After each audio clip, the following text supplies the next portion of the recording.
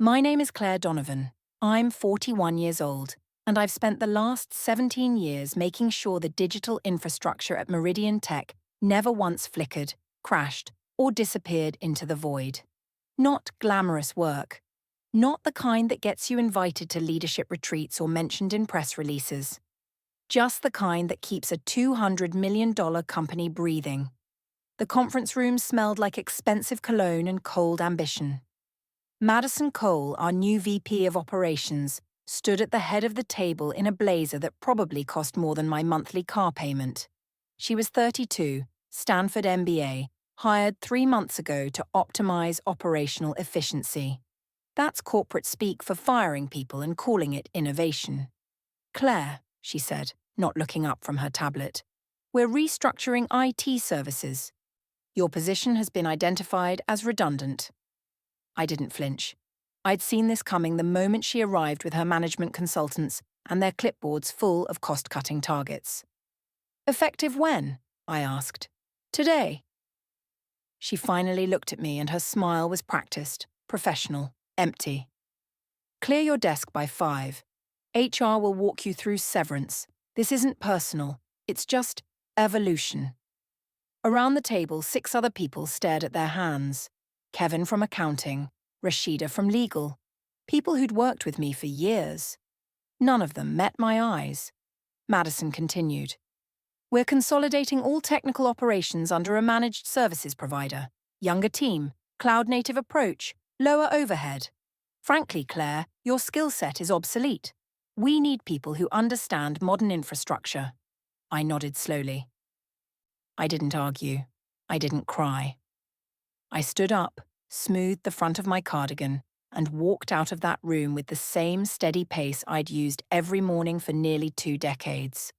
What Madison didn't know, what none of them knew, was that infrastructure at Meridian Tech wasn't just servers and cables, it was contracts.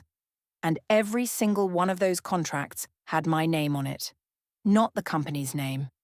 Mine. Let me take you back. 17 years ago, Meridian Tech was 3 guys in a converted warehouse with a dream and a prototype. I was their first technical hire, brought on because I'd spent 5 years at IBM learning how to build systems that didn't break. Back then, we couldn't afford enterprise vendors. We couldn't afford anything. So I became the vendor. When we needed servers, I negotiated directly with a supplier in Taiwan. The company couldn't get credit, but I had a clean personal credit history. I signed the lease agreement myself, then had Meridian reimburse me monthly. Simple, practical, legal. When we needed data storage, I did the same thing. Cloud hosting services, backup systems, security certificates, domain registrations. Every time Meridian needed something technical but couldn't navigate the procurement bureaucracy, I stepped in. I put my name on the line because someone had to, and I was the only one who understood what we actually needed. The founders, bless them, were brilliant engineers and terrible administrators. They signed off on everything I did with barely a glance. Just handle it, Claire. You're the expert. And I did. By year 5, Meridian had grown into a mid-sized firm. By year 10, we'd gone public. The founders cashed out and retired to vineyards and sailboats. New executives arrived, MBAs with visions of disruption and scale. None of them ever asked about the foundation. They just assumed it was solid. I kept every contract meticulously organized. 23 separate vendor agreements, all registered under my name, all paid monthly by Meridian Tech through automated reimbursement. The accounting department treated it as operational expenses. No one questioned it. Why would they? The systems worked flawlessly. Until today. I walked back to my desk in the server room. Not a cubicle, not an office. The actual server room, a climate-controlled space in the basement with racks of humming machines and blinking lights. It was my domain, had been for years. I opened my laptop and pulled up the folder I'd labeled Infrastructure Archive. Inside were PDFs of every contract, every agreement, every signed document that gave Meridian Tech the legal right to use the services that kept them operational. Server hosting, Contract holder Claire Donovan. Cloud storage. Contract holder Claire Donovan. SSL certificates for the company website. Registered to Claire Donovan. Domain names. All 17 of them. Owner. Claire Donovan. Backup redundancy system. Authorized user. Claire Donovan. The payment structure was clear. Meridian Tech paid me. I paid the vendors. If I stopped paying, the services stopped. And if I cancelled the contracts entirely, Meridian Tech would have approximately 72 hours before their entire digital presence evaporated. I wasn't planning to destroy anything. I'm not vindictive, but I am thorough. I opened my email and began drafting messages, one to each vendor. Professional, polite, precise. Subject: Notice of contract termination. Dear vendor, please be advised that effective 30 days from today, I will be terminating my service agreement with your company. This decision is due to a change in my employment status. I have fulfilled all financial obligations to date. Please confirm receipt of this notice and provide final account closure procedures. Sincerely, Claire Donovan. 30 days. The standard notice period required by most contracts. Enough time for Meridian to realise what they'd lost. Not enough time to fix it without me. I didn't send the emails immediately. I saved them as drafts. Then I powered down my workstation, packed my few personal items into a canvas bag, and walked upstairs to HR. The severance package was insulting. 2 weeks' pay, standard liability waiver. A non-compete clause so broad it would have prevented me from working in tech anywhere in the state. I didn't sign it. I'll need my attorney to review this, I said calmly. The HR manager, a nervous woman named Stephanie, blinked. It's standard, Claire. Everyone signs. I'm sure it is, but I'm not signing anything today. You won't receive severance unless you sign. That's fine. She looked confused, like I'd just refused free money. She had no idea that my severance was already built into the foundation of this building. It just hadn't been invoiced yet. I walked out of Meridian Tech at 4:47 p.m. The sun was still bright, the parking lot half empty. I sat in my car for a moment, hands on the steering wheel, and allowed myself one deep breath. Then I drove home. Madison Cole called me at 9:23 the next morning. I was in my kitchen, drinking coffee and reading a novel I'd been meaning to finish for months. The caller ID showed her direct office line. I let it ring 4 times before answering. Claire Donovan. Claire, it's Madison. Listen, there's been a situation. I waited. Our website is down. The hosting service says there's an issue with the account authorization. IT tried to access the control panel, but they're locked out. I see. Can you come in and fix it? Just for today. We'll pay you as a contractor. I'm no longer employed by Meridian, Madison. You made that clear yesterday. I know, but this is urgent. Clients are calling. We're losing traffic by the minute. I took a sip of coffee. Have you contacted the hosting provider? Yes. They say the account is registered to you personally. They won't talk to us without your authorization. That's correct. I set up that account in 2011 when Meridian couldn't get vendor approval. It's under my name. Silence. Then, carefully. Can you transfer it to us? Of course. I'll need a formal request in writing from Meridian's legal department, along with proof of corporate authorization. Once I receive that, I can initiate the transfer process. It usually takes 3 to 5 business days. 3 to 5 days? Claire, we can't be down that long. Then I'd suggest contacting your managed services provider, the one with the younger team and the cloud-native approach. More silence. I could hear her breathing. Sharp and controlled. What do you want, Claire? I don't want anything, Madison. I'm simply following standard procedures for account transfers, unless you'd like to expedite the process with a consulting agreement. My rate is $300 an hour, 8-hour minimum, billed daily. $300. I'm very good at what I do. You'd know that if you'd asked before declaring me obsolete. She hung up.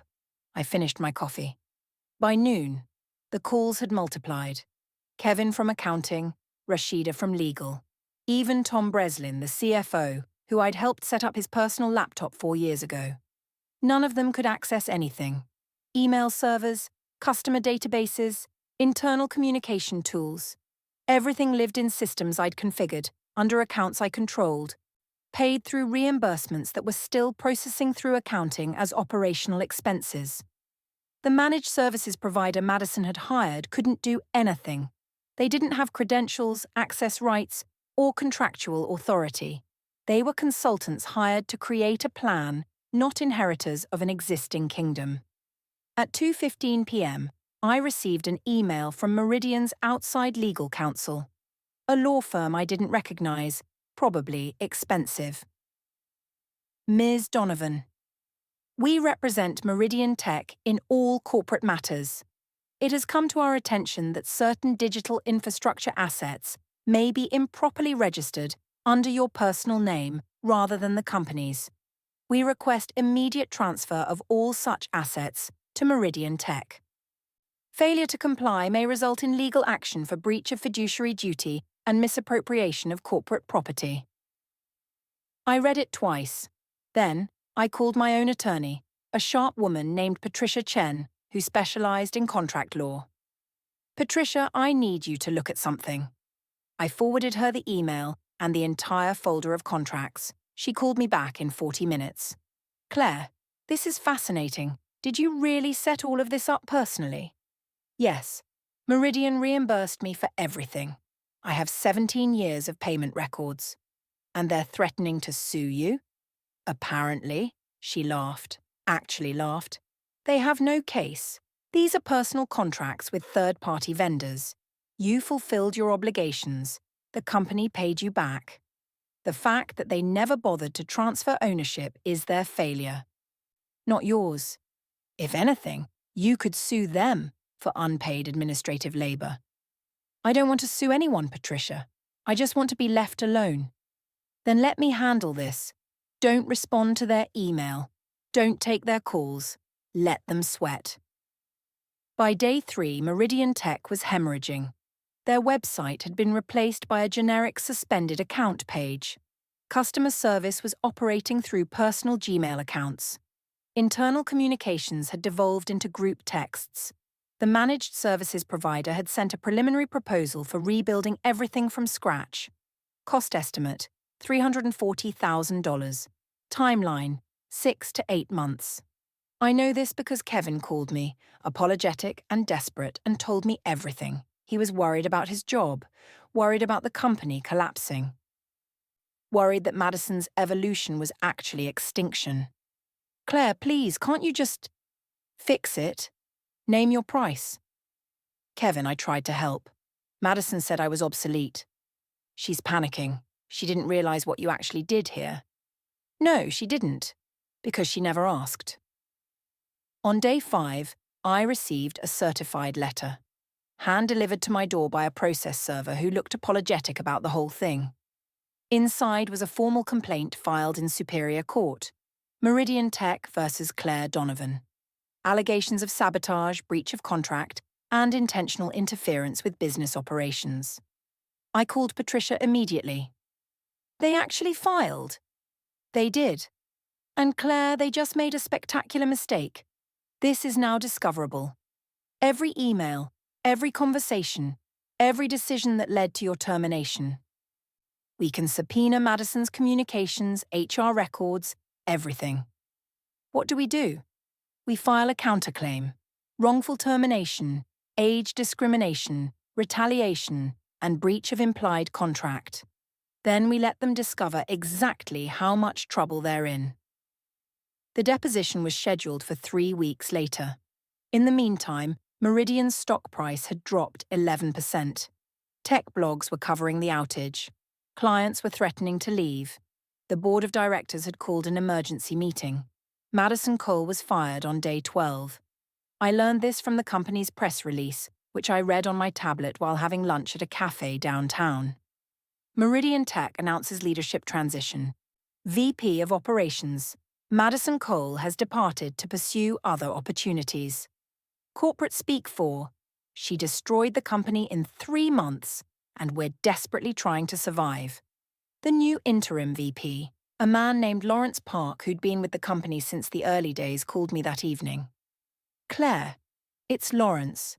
I don't know if you remember me. I remember. You helped code the first prototype. Yeah, he sighed. Listen, I owe you an apology.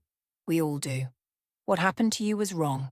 Madison was out of line, the board was asleep, and now we're paying for it.